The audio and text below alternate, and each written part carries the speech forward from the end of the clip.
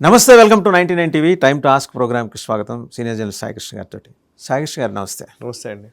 ఈ దిమాగీ నక్సల్స్ ఎవరండి? ఎర్రకోట నుంచి ప్రధానమంత్రి నరేంద్ర మోడీ చేసిన ప్రసంగంలో వీళ్ళ గురించి ప్రధానమైన ప్రస్తావన చేశారు.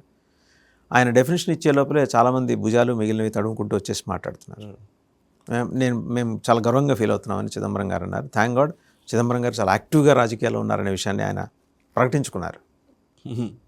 సో అంటే మీరు కరెక్టే, ఎర్రకోటలో నరేంద్ర మోదీ గారు మాట్లాడిన యాక్చువల్లీ ఆయన చెప్పిన మాట మనం మాట్లాడదాం. అదేంటంటే, మామూలుగా అడవిలో ఉన్నటువంటి నక్సలైట్లు ఉన్నారు, వాళ్ళని మనము ఆయుధాలు పట్టుకున్నటువంటి నక్సలైట్లని మనము ఎలిమినేట్ చేయగలిగాము, ఆ నక్సలిజాన్ని తీసేయగలిగాము. బట్ ఆయుధాలు పట్టుకోకుండా ఇక్కడ ఉన్నటువంటి దిమాగీ నక్సల్స్ అనే మాట వాడారు ఆయన. అంటే మన సొసైటీలోనే ఉంటూ వీళ్ళు మేధావుల పేరిట, లేకపోతే ఇంకా చెప్పాలంటే ఒక ఐడియాలజీని నడిపించే పేరిట సేమ్ నక్సల్ భావజాలాన్ని మన సమాజంలో ఉంటూ నడిపించే వాళ్ళు ఉన్నారు అని అన్నాడు. గతంలో ఇదే మాటని ఆయన అర్బన్ నక్సల్ అనే మాట అన్నారు. అర్బన్ నక్సల్ ఇవాళ దిమాగీ నక్సల్ అనే మాటని వాడారు అంతే. సో దీనికి వెంటనే ఒక్కసారిగా ఏంటంటే అందరూ అంటే ఆయన ఉద్దేశం కూడా ఏంటి అంటే, ఈవెన్ కిరణ్ రిజిజు కూడా దానికి క్లారిటీ ఇచ్చారు. ఏదో విపక్షాలని అన్నట్టు కాదు, దిమాగీ నక్సల్స్ అనే మాట ఏంటి అంటే, ఈ దేశానికి వ్యతిరేకంగా పనిచేయాలనే ఆ నక్సల్ భావజాలాన్ని కలిగి ఉన్న వాళ్ళని దిమాగీ నక్సల్స్ అన్నారు నరేంద్ర మోదీ అని. అంటే ఇప్పుడు వెంటనే ఇప్పుడు చిదంబరం ఏం మాట్లాడతారంటే, నేను దిమాగీ నక్సల్గా గర్వపడుతున్నాను, నేను కూడా దిమాగీ నక్సల్ని అని చెప్పేసి ఆయన అంటాడు. చాలామంది కాంగ్రెస్ ఎకో సిస్టమ్ వాళ్ళు చాలామంది కూడా దిమాగీ నక్సల్స్ అనే మాటని, అవును మేము ప్రౌడ్ టు బీ ఏ దిమాగీ నక్సల్ అని వాళ్ళు చెప్తున్నారు. లిటరల్లీ ఇది వర్కౌట్ కాలే. దిమాగీ నక్సల్ అనే మాట వీళ్ళందరూ అంటున్నారు కదా. నేను చిదంబరం గారిని మీరు కోట్ చేశారు కాబట్టి చిదంబరం గారి నుంచి మాట్లాడదాం. చిదంబరం గారి నేపథ్యం చూస్తే ఆయన 2004 నుంచి 2008 వరకు యూపీఏ ప్రభుత్వంలో కేంద్ర ఆర్థిక శాఖ మంత్రిగా పనిచేశారు. 2008 ముంబై టెర్రర్ అటాక్ జరిగిన తర్వాత ఆయన హోమ్ మినిస్టర్గా బాధ్యతలు తీసుకున్నారు. సో ముందుకు ఆ తర్వాత ఆయన తర్వాత హోమ్ మినిస్టర్ అయ్యాడు. 2009లో ఇదే చిదంబరం ఆపరేషన్ గ్రీన్ హంట్ని ప్రకటించాడు. ఆపరేషన్ గ్రీన్ హంట్ ఎవరికి వ్యతిరేకంగానండి? నక్సలైట్లకు వ్యతిరేకంగా, దండకారణ్యంలో ఉన్నటువంటి నక్సలైట్లకు వ్యతిరేకంగా ఆపరేషన్ గ్రీన్ హంట్ అనే దాన్ని ప్రకటించినటువంటి హోమ్ మినిస్టర్గా పనిచేసినటువంటి వ్యక్తి చిదంబరం. సో ఆయన నక్సలైట్లకు వ్యతిరేకంగా ఆయన నిజంగానే చేశారు. అయితే ఆ టైంలో ఈ ఏరివేత జరిగేది, కూంబింగ్ జరిగేది, గ్రే హౌండ్స్ని పంపించేవాళ్ళు, చాలామంది చనిపోయారు. అదే టైంలో నాకు తెలిసి గుర్తుంటే 72 మంది సిఆర్పిఎఫ్ జవాన్లని చంపేశారు అప్పుడు హిడ్మా వీళ్ళందరూ కలిసి నక్సలైట్లు. అండ్ ఆ మహేంద్ర కర్మ ఆ స్టోరీ ఉంది. నేను పర్సనల్గా I had been to that place అండి. I interviewed him also. Mahindra కర్మ, సల్వాజుడుం. సో ఇవన్నీ స్టోరీలు మనకు తెలుసు. ఎవరు చేశారు ఇవన్నీ? నక్సలైట్లకు అగేన్స్ట్గా పోరాటాలు చేసినటువంటి సందర్భాల్లో సల్వాజుడుంని ఎవరు స్టార్ట్ చేశారు? మహేంద్ర కర్మ కాంగ్రెస్ పార్టీ నాయకులు ఉన్నారు, కాంగ్రెస్ లీడర్ ఆయన, తెలుసు కదా. అంటే నక్సలైట్లకు వ్యతిరేకంగా నక్సలైట్లు విపరీతంగా మాట్లాడినటువంటి, తిట్టినటువంటి, దూషించినటువంటి వ్యక్తుల్లో చిదంబరం ఒకడు. నేను ఎందుకు ఈ మాట చెప్తున్నానంటే, ఇది ఇప్పుడున్న వాళ్ళకి చాలా మందికి తెలియదు. వాళ్ళు ఏంటంటే, నేను నక్సల్ సానుభూతి పరుని ఇది అని మాట్లాడతారు. అంటే ఇలా డూప్లిసిటీ, ఇలా హిపోక్రసీ చెప్పడం కోసం చెప్తాను. చిదంబరం నేను బయటకు వచ్చి మాట్లాడటం ద్వారా ఆయన డబుల్ స్టాండర్డ్స్ ఏంటనేవి కూడా బయటపడ్డాయి. నేను హెచ్ఎంటీవీ టైంలో అనుకుంటానండి, అప్పుడు మల్లోజుల కిషన్జీ, అప్పట్లో మల్లోజుల కిషన్జీ కానీ వెస్ట్ బెంగాల్ అడవుల్లో, అవునా, ఓకే, వాళ్ళు లెటర్లు రాసేవాళ్ళు అప్పట్లో. ఈ ఆంధ్రజ్యోతి లేదా మన పత్రికలన్నింటికీ ఏదో ఒక లెటర్ రాసేవాళ్ళు, ఎడిటర్లను ఉద్దేశించి రాసేవాళ్ళు. అట్లా హెచ్ఎంటీవీ కూడా లెటర్ రాశాడు మల్లోజుల కిషన్జీ, కోటేశ్వరరావు. ఆయన లెటర్ రాసినప్పుడు ఆ లెటర్ నేనే వాయిస్ ఓవర్ చేసింది. ఆయన ఏం రాసేవాడో అదంతా చదివింది, దాన్ని ప్రజెంట్ చేసింది. ఆ కిషన్జీ చెప్పిన మాటల్లో, అప్పుడు రాసిన మాటల్లో నేను ఒక మాట చెప్తాను. ఏంటంటే, చిదంబరము ఆపరేషన్ గ్రీన్ హంట్ ద్వారా ఈ నక్సలైట్లను ఏరివేసేటువంటి ఒక ఆపరేషన్కి ఆదేశాలు ఇచ్చాడు. ఇవాళ పోలీసులు మా మీద దౌర్జన్యంగా మమ్మల్ని చంపుతున్నారు, గిరిజనులను చంపుతున్నారు. అండ్ ఎందుకు ఇదంతా చేస్తున్నారు అని అంటే, చిదంబరం గతంలో వేదాంత అనే ఒక కంపెనీకి ఎగ్జిక్యూటివ్ డైరెక్టర్గా పనిచేశాడు. సో ఆ వేదాంత కంపెనీకి ఈ దండకారణ్యంలోని ఐరన్ ఓర్ను అప్పజెప్పే పని కేంద్ర ప్రభుత్వం తీసుకుంది. వీళ్ళకి ఐరన్ ఓర్ కావాలంటే ఇక్కడ ఉన్న ట్రైబల్స్ ఒప్పుకోరు కాబట్టి ట్రైబల్స్ని బయటకు పంపించి, అంటే ట్రైబల్స్ అంటే నక్సలైట్లను చంపేస్తే, సో ఐరన్ ఓర్ని వేదాంత కట్టబెట్టడం కోసం వేదాంత నియమించినటువంటి వ్యక్తి ఈ చిదంబరం అని చెప్పేసి మల్లోజుల కిషన్జీ రాసిన లెటర్ అది. నాకు బాగా గుర్తుంది ఆ లెటర్. సో ఎందుకు ఈ మాట అంటున్నానంటే ఆ రోజు ఆపరేషన్ గ్రీన్ హంట్ ఇవన్నీ నిజంగానే వేదాంతాలు ఆయన పనిచేశాడంటే పనిచేశాడు. ఆయన వికీపీడియా బయోలోనే ఉంటుంది. ఆయన వేదాంత స్టెరిలైట్ ఫ్యాక్టరీస్కి సంబంధించి ఆయన ఎగ్జిక్యూటివ్ డైరెక్టర్గా పనిచేశాడు. ఆయన అంతేకాదు 2003 అనుకుంటాను, యూపీఏ గవర్నమెంట్ కంటే ముందు వాజ్పేయి గారు ప్రధానమంత్రిగా ఉన్న టైంలో బాంబే హైకోర్టులో స్టెరిలైట్ ఫ్యాక్టరీ వేదాంత తరపున వకాల్తా బుచ్చుకొని ఆయన అడ్వకేట్, ఆయన లీగల్గా ఆయన ఫైట్ చేసినటువంటి వ్యక్తి.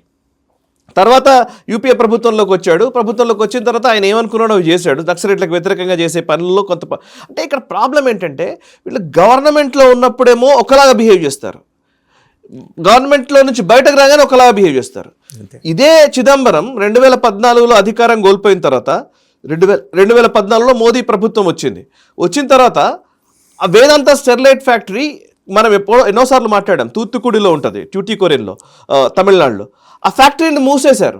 ఆ ఫ్యాక్టరీని మూసేయడానికి మెయిన్ క్రిస్టియన్ చర్చ్కి వచ్చినటువంటి ఫండ్స్ తోటి వాళ్ళు ఉద్యమాలు చేశారు, పర్యావరణానికి కాలుష్యం ఇంకోటి చెప్పేసి అది క్లోజ్ చేశారు. అంటే వీళ్ళు గవర్నమెంట్లో ఉన్న రోజులు దాన్ని కాపాడతారు, గవర్నమెంట్ దిగగానే ఈ పర్టికులర్ ఉద్యమాలు చేసి మళ్ళీ వాటిని క్లోజ్ చేస్తారు. అంటే మీకు అర్థమైంది, సింపుల్ లాజిక్.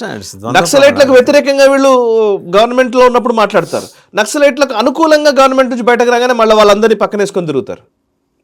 గద్దర్ మీద బుల్లెట్లు ప్రయోగించింది ఎవరండి? ఇవే ఈ సెక్యులర్ పార్టీలే కదా ఆ టైంలో ఉన్నాయన్నీ.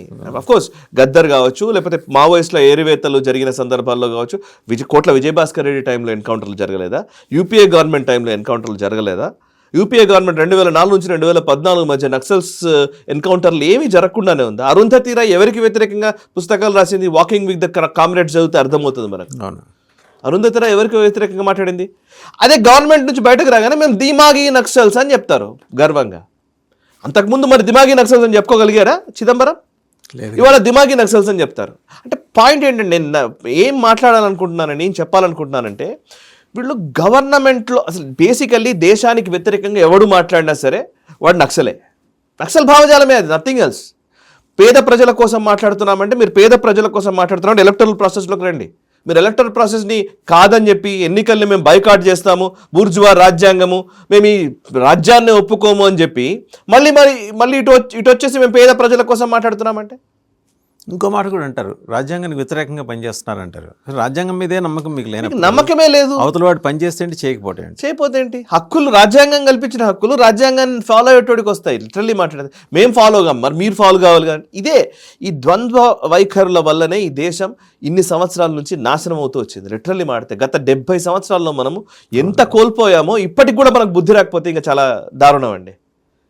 ఇప్పుడు ఎందుకు ఆయన భుజాలు తడుగుకున్నట్టు ఆయన ప్రధానమంత్రి ఏం లేదు, ఇప్పుడు అప్పీస్మెంట్ అనమాట. ఎవరిని అప్పీస్ చేయాలనుకుంటున్నాడు అంటే బేసికల్లీ బీజేపీని గద్దె దించాలి అని అంటే ఎలక్టరల్ ప్రాసెస్లో కుదరట్లేదు, ఎన్నికల ప్రక్రియలో కుదరట్లేదు.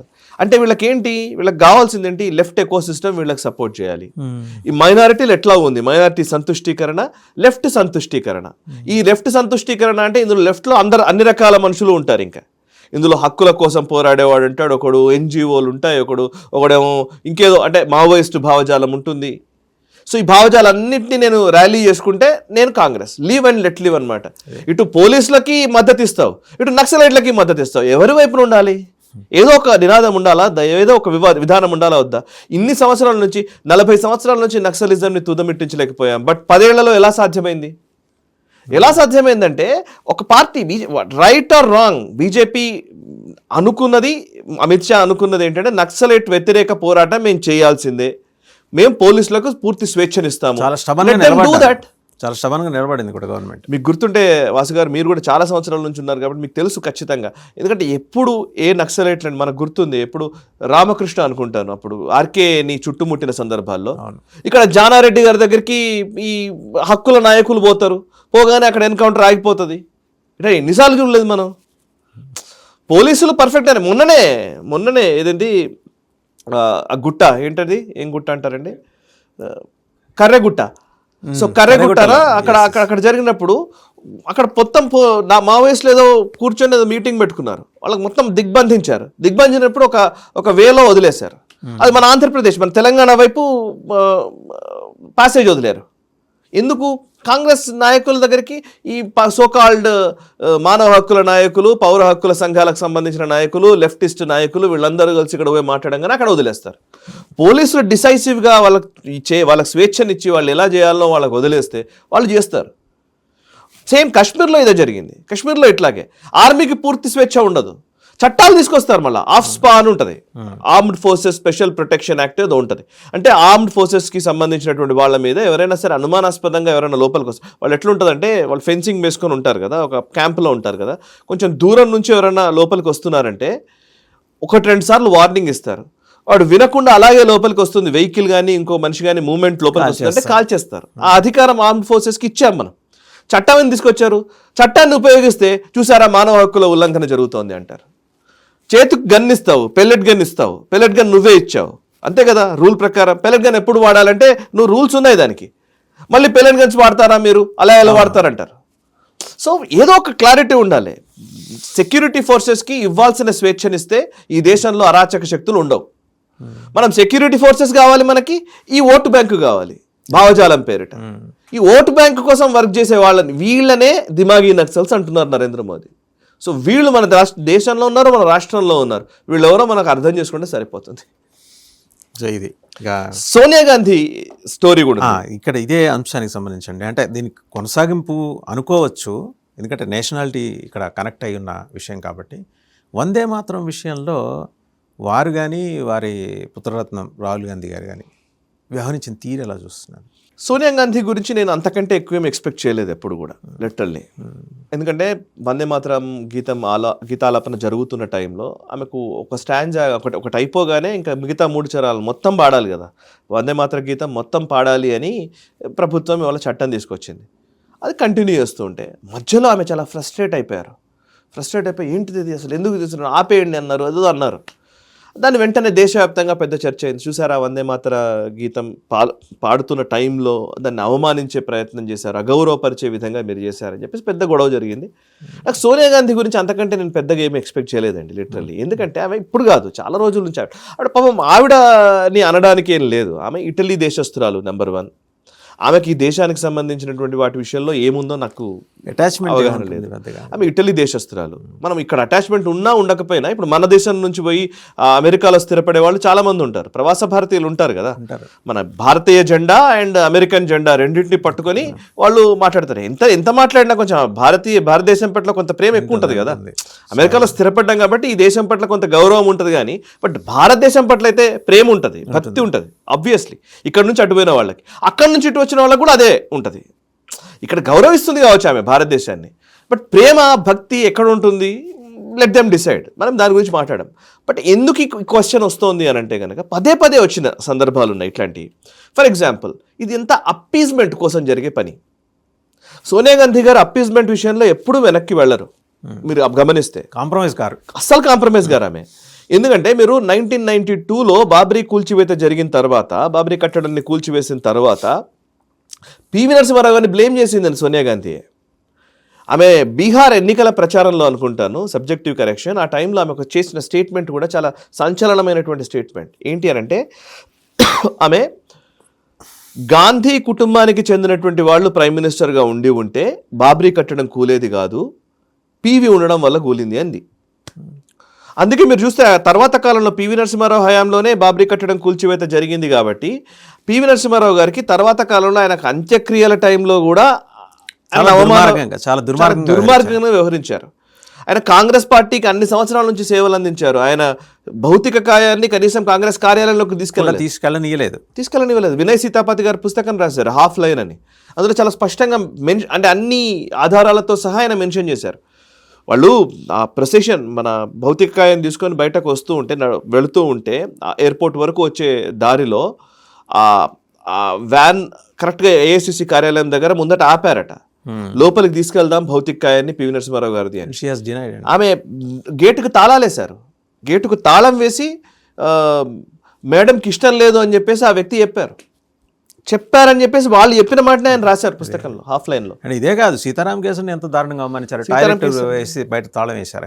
అవును, ఎందుకు ఇదంతా చేశారు అసలు? ఈ పర్టికులర్ పివి నరసింహారావు గారిని ఎందుకు చేశారంటే నాకైతే క్లియర్గా అనిపించేది ఏంటంటే బాబ్రీ ఒకటే, మేజర్ ఇష్యూ. మిగతా అన్ని ఆయన ఆర్థిక సంస్కరణలు తీసుకొచ్చారు, ఇంకా మిగతా అండ్ ఆర్థిక సంస్కరణలు ఎక్కడా కూడా మీరు చూడండి పివి నరసింహారావు గురించి మాట్లాడారు. అప్పటి ఆర్థిక శాఖ మంత్రిగా ఉన్న మన్మోహన్ సింగ్ గురించి మాట్లాడతారు. మన్మోహన్ సింగ్ దే క్రెడిట్ అని మాట్లాడతారు. బికాస్ మన్మోహన్ సింగ్ అనే వ్యక్తినే వాళ్ళ తర్వాత ప్రధానమంత్రిని చేశారు, అది వేరే విషయం. సరే, యూపీఏ హయాంలోనే ఇదొక ఇన్సిడెంట్. రెండో ఇన్సిడెంట్ చెప్తాను. బాట్లా హౌస్ ఎన్కౌంటర్ జరిగింది. అవును, బాట్లా హౌస్ ఎన్కౌంటర్ జరిగినప్పుడు సల్మాన్ ఖుర్షీద్ బయటకు వచ్చి చెప్తాడు, బాట్లా హౌస్లో ఎన్కౌంటర్ ఎవరిని చేశారండి? టెర్రరిస్టులను చంపారు పోలీసులు. టెర్రరిస్టులను చంపితే సోనియా గాంధీ గారు రాత్రంతా నిద్రపోలేదు, ఆమె చాలా ఏడ్చేశారు ఎందుకంటే వీళ్ళని చంపేసిన తర్వాత అని సల్మాన్ ఖుర్షీద్ మాట్లాడతాడు. ఎందుకు ఆ మాట మాట్లాడారు అంటే it is just an appeasement. Appease చేయడం కోసమే ఇదంతే. నేను అప్పీజ్ చేయడంలో నేను వెనక్కి పోను, నేను ఖచ్చితంగా వెనకడుగు వేయను, ముస్లింలని నేను అప్పీజ్ చేస్తాను అనే ఉద్దేశంతో వ్యవహరిస్తారు. సైకలాజికల్గా ఒక అటాచ్మెంట్ ఆమెకి ఈ దేశంతో లేదు కదా. ఇంకోటి ఉంది. యూపీఏ గవర్నమెంట్ టైంలో 2007లో రామసేతు గురించి సుప్రీంకోర్టులో విచారణకు వచ్చింది. కేంద్ర ప్రభుత్వాన్ని సుప్రీంకోర్టు అడిగింది మీ ఒపీనియన్ చెప్పండి అని. కేంద్ర ప్రభుత్వం అఫీషియల్గా అఫిడవిట్ దాఖలు చేసింది సుప్రీంకోర్టులో. ఏమని అనంటే రాముడు రామాయణానికి సంబంధించిన అస్తిత్వమే లేదు, దానికి సంబంధించిన ఆధారాలు ఏవీ లేవు అని సెంట్రల్ యూపీఏ ప్రభుత్వము సుప్రీంకోర్టుకి చెప్పింది అఫిడవిట్లో. అవును, రాముడు రామాయణానికి అస్తిత్వమే, వాళ్ళిద్దరు రాముడి అస్తిత్వమే లేదు అని చెప్పేసి కేంద్ర ప్రభుత్వం ఎలా చెప్పగలిగింది? చెప్పింది అనంటే బికాస్ కేంద్ర ప్రభుత్వం అంటే ఎవరు? మన్మోహన్ సింగ్ గారు కాదు. మన్మోహన్ సింగ్ గారి కంటే పైన యాక్సిడెంటల్ ప్రైమ్ మినిస్టర్ అని పుస్తకం కూడా ఉంది ఆయన మీద, సంజయ్ బారు గారు రాశారు. ఆయన యాక్సిడెంటల్ ప్రైమ్ మినిస్టర్ అని. సోనియా గాంధీ కదా వెనకాల నడిపించింది, ఎన్ఈఏసీ చైర్మన్గా ఆమెనే కదా నడిపించింది. సో అంటే ఎక్కడ మేము అప్పీజ్మెంట్ విషయంలో రాముడి అస్తిత్వం లేదంటాం మేము.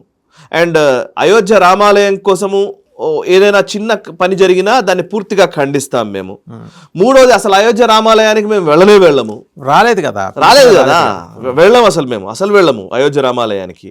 అండ్ నాలుగోది ఏంటి, బాట్లా హౌస్ ఎన్కౌంటర్ జరిగితే ఆ పర్టికులర్ వ్యక్తులు మేము వాళ్ళని ఇంకా చెప్పాలంటే మేము అప్పీజ్ చేస్తాము. అది కాక ఇదంతా ఎందుకంటే డిఎన్ఏల సమస్య ఇది. వాళ్ళ ఫాదర్, సోనియా గాంధీ గారి ఫాదర్ స్టెఫానో మైనో ఆయన పేరు, ఈమె పేరు ఆంటోనియో మైనో, వాళ్ళ ఫాదర్ పేరు స్టెఫానో మైనో. ఇవాళ మనం చూస్తుంటే వాసు గారు పాలస్తీనాకు అనుకూలంగా మాట్లాడుతుంది ఈవిడ, పాలస్తీనాకు అనుకూలంగా మాట్లాడుతుంది, ఇజ్రాయెల్కి వ్యతిరేకంగా మాట్లాడుతుంటుంది. ఎందుకు అనుకుంటున్నారు? అసలు ఈ ఫాదర్ నుంచి వచ్చిన ప్రాబ్లం ఇది. ఆయన హిట్లర్కి అసోసియేట్. హిట్లర్ ముస్సోలిని సైన్యంలో పనిచేశాడు. ముస్సోలిని సైన్యంలో పనిచేసినటువంటి వ్యక్తి. ఆ పర్టికులర్ వ్యక్తిని ఇంటర్వ్యూలు కూడా చేశారు తర్వాత 1980s ఏమో ఇంటర్వ్యూలో వచ్చిందని మొన్ననే చదువుతున్నా ఇక్కడ. ఆయన చెప్పాడట, నేను ముస్సోలినికి ఈ రోజు కూడా నాటుకోట్ ఫ్యాన్ అని. ముస్సోలిని ఎవరు? ఫాసిస్ట్, సో కాల్డ్ నియంత. నియంత కోసం సైన్యంలో పనిచేసినటువంటి వ్యక్తి కూతురు మోదీని నియంత అంటది.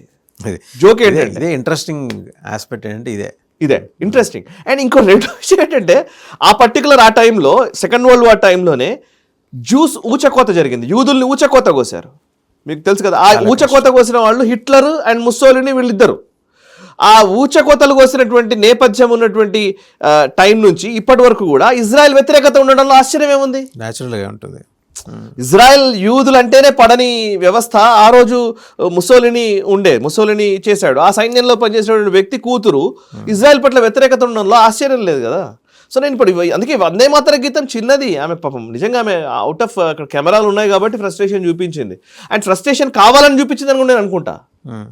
మనం అనుకుంటున్నాం కానీ కావాలనే చూపించి ఉండవచ్చు ఆమె. ఆ కెమెరాలు ఉన్నాయి కదా, నేను తగ్గాలని అనుకోవట్లేదు. ఎందుకంటే అది ఆమె ప్రకటించాలనుకుంటోంది ముస్లిం సమాజానికి. మేము అందరం ఈ వందే మాతరాన్ని వ్యతిరేకిస్తాము, మేము బాట్లా హౌస్ ఎన్కౌంటర్ని వ్యతిరేకిస్తాము, మేము పర్టికులర్లీ కొన్ని విషయాలు మేము వ్యతిరేకిస్తున్నామని పర్టికులర్లీ ఒక కమ్యూనిటీకి చెబుతోంది ఆవిడ. మొన్న వందే మాతరం ఎపిసోడ్ తోటి ఆవిడ she has made up her mind sir. ఒకటి అర్థమవుతుంది, she has clearly drawn the battle lines. అంతే, నేను ఇటువైపు ఉన్నాను అంతే అని చెప్తోంది ఆవిడ.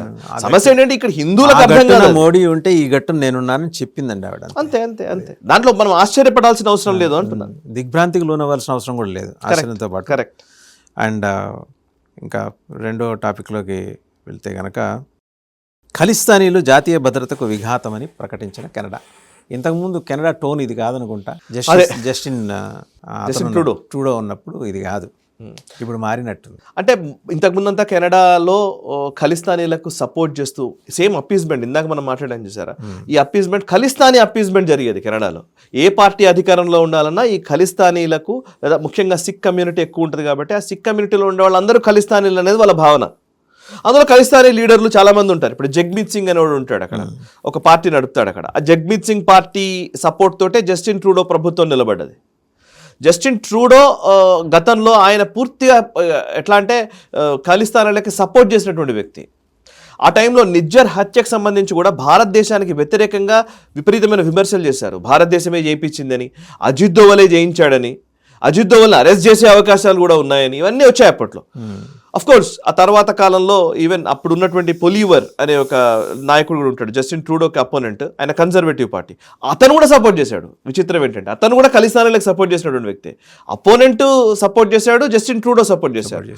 కానీ జస్టిన్ ట్రూడో తర్వాత వచ్చినటువంటి మార్క్ కార్నీ ప్రభుత్వము పూర్తిగా దానికి ఒక టెక్టానిక్ షిఫ్ట్, పూర్తిగా దానికి విభిన్నమైన ధోరణిని కలిగి ఉంది. అండ్ ఖలిస్తానీలకు సంబంధించి ఫస్ట్ టైం మీకు గుర్తుంటే బాస్ గారు 2 ఏళ్ల క్రితం అనుకుంటాను, 1 year 2 సంవత్సరాల క్రితం మన ఇందిరాగాంధీ గారి ఒక విగ్రహం లాంటిది, ఒక ట్యాబ్లియో అంటారా దాన్ని పెట్టుకొని ఒక పెద్ద ట్రక్ మీద ఇందిరాగాంధీ గారి విగ్రహం లాంటిది పెట్టి దాన్ని కాలుస్తున్నటువంటి వ్యక్తి, బాడీగార్డ్స్ కాల్చి చంపారు కదా, ఖలిస్తానీ బాడీగార్డ్సే ఇందిరాగాంధీ గారిని చంపారు కదా. సో ఆ పర్టికులర్ ఇన్సిడెంట్ని చిత్రీకరిస్తూ ఒక ప్రొసెషన్ చేశారు. చాలా గొప్పగా ప్రొసెషన్ చేశారు. ఇలా చంపడం మంచిది అని సెలబ్రేట్ చేసుకుంటూ కెనడాలోనే ప్రొసెషన్ చేశారు. కెనడా ప్రభుత్వం ఎలో చేసింది. కెనడా ప్రభుత్వం వాళ్ళ మీద కేసులు కూడా పెట్టలేదు. అప్పుడు భారత ప్రభుత్వం ఖండించింది. ఇందిరాగాంధీ గారు కాంగ్రెస్ నాయకులు కాదు కదా అని అనుకోలేదు మోదీ ప్రభుత్వం. చాలా సీరియస్గా రియాక్ట్ అయింది అప్పుడు భారత ప్రభుత్వం. బికాస్ ఆమె ప్రధానమంత్రిని వీళ్ళు అవమానిస్తున్నారు, మా ప్రధానమంత్రిని వీళ్ళు అవమానిస్తారని చాలా గట్టిగా ఘాటుగా మనం విమర్శించాం. మనం చాలా గట్టిగా వాళ్ళకి డిప్లొమాటిక్ వేస్లో మన నిరసనను తెలిపాం. సో అయితే అఫ్ కోర్స్ అట్లాంటి పరిస్థితి ఉండేది అప్పుడు. అండ్ ఖలిస్తానీ నాయకులు ఏదైనా సరే ఇష్టారీతిన వాళ్ళు నిరసనలు తెలిపే హక్కు ఉండేది. భారత ప్రభుత్వానికి, భారతదేశానికి వ్యతిరేకంగా వాళ్ళు నిరసనలు తెలిపిన సందర్భాల్లో జస్టిన్ ట్రూడో వాళ్ళని అలో చేస్తూ వచ్చాడు. ఇవాళ దానికి పూర్తి భిన్నంగా మార్క్ కార్నీ వచ్చిన తర్వాత అవేవి కూడా అలో చేయట్లేదు. ఇప్పుడు రీసెంట్గా జరిగింది ఏంటంటే వాళ్ళ intelligence agency, security intelligence services CSIS, Khalistani ఎక్స్ట్రీమిస్ట్లని ఆ దేశ భద్రతకి విఘాతం కలిగించే శక్తులుగా, నేషనల్ సెక్యూరిటీ థ్రెట్ అని వాళ్ళు అభివర్ణించారు. చాలా పర్ఫెక్ట్గా వాళ్ళు చెప్పారు, ఖలిస్తానీ ఉగ్రవాదం అనేది కెనడా నేషనల్ సెక్యూరిటీ థ్రెట్ అని అఫీషియల్గా ప్రకటించారు. ఇది చాలా గొప్ప పరిణామము. దీనివల్ల ఏంటంటే ఇప్పుడు మనకు ఈ జనరల్గా కూడా మన కనిష్క బాంబింగ్ ఇవన్నీ జరిగింది కూడా కెనడా వేదికగా చేసుకొని కెనడాలో ఉంటే గ్రేట్ సైంటిస్ట్ అండి డాక్టర్ ఎలవర్తి నాయుడమ్మ గారు కనిష్క ప్రమాదం జిల్లా తెనాలి ప్రాంతానికి చెందినవారు. ఎస్, అండ్ ఈవెన్ కనిష్క ప్రమాదానికి సంబంధించి కూడా మొన్న అపాలజీస్ చెప్పింది కెనడా ప్రభుత్వం. సో మా దగ్గర నుంచే జరిగింది అని చెప్పేసి వాళ్ళు అపాలజీస్ కూడా చెప్పారు. సో అంటే వాళ్ళు దాన్ని ఈవెంట్గా కూడా చేశారు. మేము అప్పుడు ఆ జరిగినటువంటి వాటిని గుర్తు చేసుకుంటూ వాళ్లకు నివాళులు అర్పించుతూ అవన్నీ చేశారు. అంటే కెనడా ప్రభుత్వము గతంతో పోల్చితే ఇప్పుడు ఖలిస్తానీల విషయంలో ఒక ఖలిస్తానీల మార్చుకుంది, దృక్పథాన్ని మార్చుకోవడము. రెండోది ఏంటంటే భారత ప్రభుత్వపు ఏదైతే విధానం ఉందో ఆ విధానానికి అనుకూలంగా వాళ్ళు మాట్లాడుతున్నారు. సో అందుకే నాకు తెలిసి అనిపిస్తోంది రాబోయే రోజుల్లో ఖలిస్తానీల ఏరివేతకి కెనడా ప్రభుత్వం మనతో కలిసి రావడము, సహకరించడం అనేది గొప్ప పరిణామం. రైట్, థ్యాంక్ యూ సాగేష్ గారు.